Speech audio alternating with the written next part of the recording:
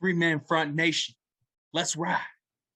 It's better to keep your mouth shut and let people think you're an idiot than to open it and leave no doubt. Fact. F-A-C-K, fact. So quit asking. Personal foul. 69. Offense. He was giving them the business. You got barbecue back there, and you didn't invite me. Hurt my feelings. Whoa, he has trouble with the snap, and the ball is free. He just barely had enough, but he knocked it through, Ben. Gets him even. That's a big kick for Paulie Fricano. You know, I hope there's Bigfoot. I don't think there is. What a beautiful woman. Wow, AJ's doing some things right down there. So if you're a youngster in Alabama, start getting the football out and throw it around the backyard with Pop. Welcome to the podcast. With that, we're going to get into it this week. It is July 31st, 2022. We're ready to talk some college football here on the three-man front. So we're going to start a new segment here. It's called the Fumble or Fruit Basket of the Week. Basically, if you have a fumble of the week, you're going to ridicule somebody. You're upset what they did this week. You're going to give them a fumble. If you're wanting to applaud somebody, you give them a fruit basket, and that's kind of how it works.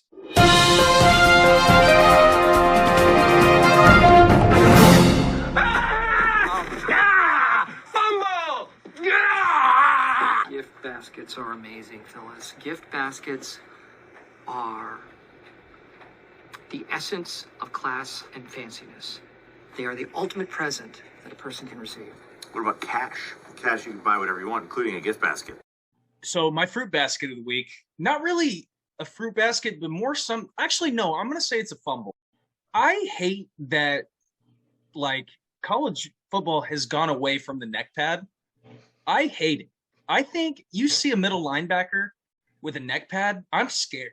I'm not running up the middle if I see that, you know? I mean, think of the 80s back in the day. You had those middle linebackers, those crazy guys with the neck pads. I mean, you just don't want to face it. I just cannot believe that we're going farther and farther away from it. Listen, in the NFL, Leighton Vander Esch, I'm a huge Cowboys fan. He sucks. He's a horrible linebacker. But he's got a neck pad, so it's just I love him. I hate to say it, I love him because of that neck pad. And I think college football needs to go back to the big pads, go kill someone, go hurt your neck, put your life on the line for the game. That's all I'm saying. So here's my question. Who's the first player that comes to mind when you think of a neck pad? Because mine is, without doubt, Brian Brosworth. I would say that or Bo Jackson. Bo Jackson. See, does he? Okay, that's good. See, when I used to play NCAA football, I'd always put a neck pad on my player just to make him look beefier. You know, let's character. Yeah. Like imagine Kenneth Murray, playing for the Chargers now. Imagine him with a neck pad. That's Didn't terrible. he have a neck roll or neck? I think he had a neck roll, and I mean he was a scary dude.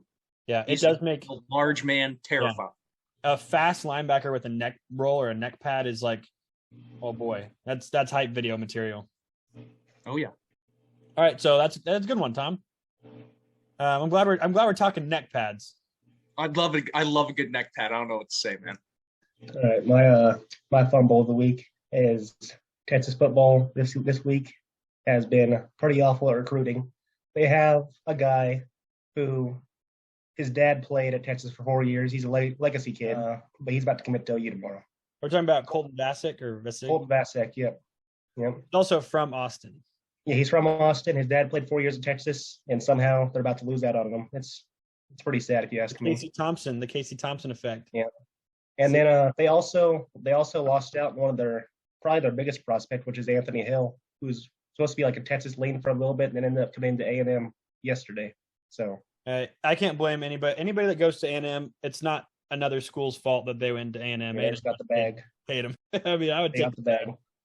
But again, college football news this week. My fumble of the week is going to be, I don't even know how to say his name. I think it's George Kliakov, Pac-12 commissioner.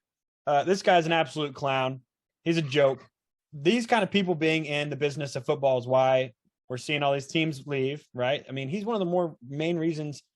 Again, he took the job last year. So saying that USC and UCLA leaving is his fault is kind of a little bit ridiculous.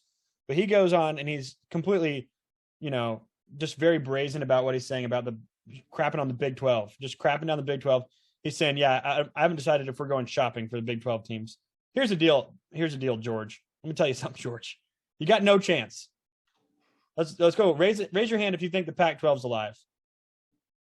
Nobody raises their hand, George. No one. George, the Pac-12 is dead. And here's the deal. Why are you so upset with the Big 12? The Big 12 hasn't stolen any of your teams. Your teams got stolen by the Big 10, George.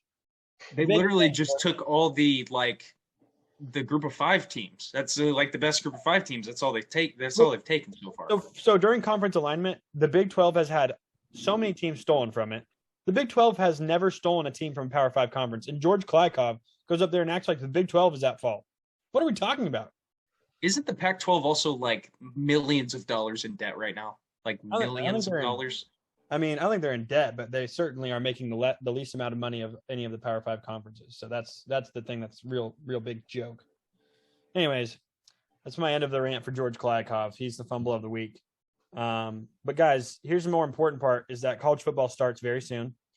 I think we've got 4 more Saturdays till week 0, and it's going to be a kickoff in Dublin with Northwestern and Nebraska, which is interesting in its own right. But when that game kicks off, what are we drinking this year? We're all 21 this year. What's the go-to tailgating drink, watching football drink? For me, I'm going the cheaper option, Busch Light Apple. Tastes like apple juice. What? You got to add the apple. You got to add the apple, not regular Busch Light. Apple? Have to. Oh, the apple makes the entire drink. Yeah. It's the best tailgate drink out there. I like it. So I went with Busch Light as well. I did not add apple, though, although apple doesn't make it any worse. I don't think it makes it even better, maybe. But last year they had the corn can. The Busch Light had little corn cob on the side of the can. That's when you know it's football season, when you see the corn can. Corn can, that means the corn can edition. The leaves are falling. It's time. Kickoff's about to happen, baby, when the corn can comes out. Can't wait. I couldn't really decide. I this weekend had a family reunion and drank quite a few beers myself, and I fell in love with Coors Banquet once again. It continues to be a staple of my drinking career, and it will continue to stay that way. That and then Bud Light Platies, man. 6% alcohol in those things, they get you going, I'll tell you what. But I'll probably those two. I'll probably switch off. Kind of depends on the week. Away game, I'm definitely doing a banquet, but a home game, you can see me drinking Bud Light Platy. So a home game means a Platinum's coming out. I mean, I got to get up for an OU football game, man. I can't have just a banquet. I need something with a little more kick. But I respect it. So here's my other questions. No free promos here, but have you guys tried Bud Light Next yet? It's like a zero carb beer. I never heard of it.